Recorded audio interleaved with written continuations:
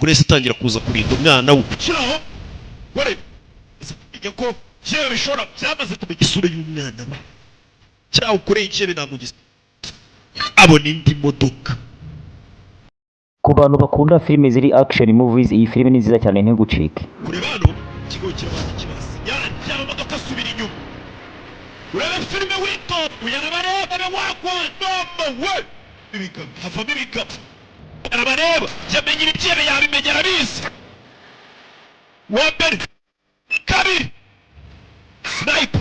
Niba warakuze umukinnyi Jennifer Lopez, iyi ni filime nziza cyane aho akina arinda umwana we ahigwa n'ibyihebe. Tasi umugore natinya kurinyuza hagati y'imitwe y'abantu. Iyi filime nimba wayikunze yishaka uyirebe, izina ni The Mother. Fire! Filime nkuzaniye ku mwanya wa kabiri nayo ni filime nziza cyane yo mu bwoko bwa action yasobanuwe na Rocky. Berikof ese ukurikije ahantu hakaze muri politiki urabona uzongera kwiyamamaza isasu.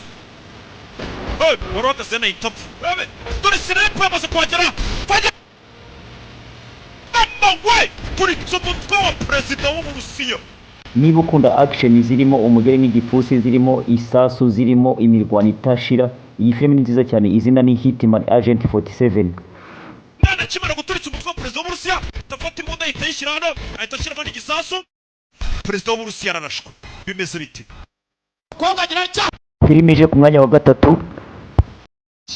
Tari ngumi ngona zaza nyinshi yaracyari mu mazi kandi mu mazi ngoni rirukanka Monshelsami. Niba ukunda filime za Bida Crate, iyi ni gucike. Akira hakuno Tomusar nikingwana mu mazi ngora. Iyi filime yitwa Dushi, iyi ni filime nziza cyane ku muntu utarayireba yishaka uyirebe.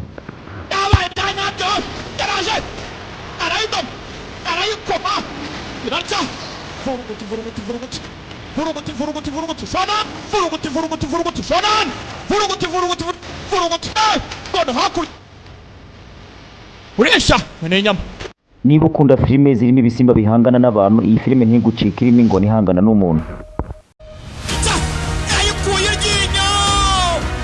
Niba ukunda filime za action kandi iyi filime ntigucike, iyi filime ni nziza cyane yasobanuwe n'umusobanuzi Junior Giti, izina ni Six Underground. Iyi ni filime nziza ku bantu bakunda filime z'ama action, iyi ni filime nziza cyane yishaka uyirebe.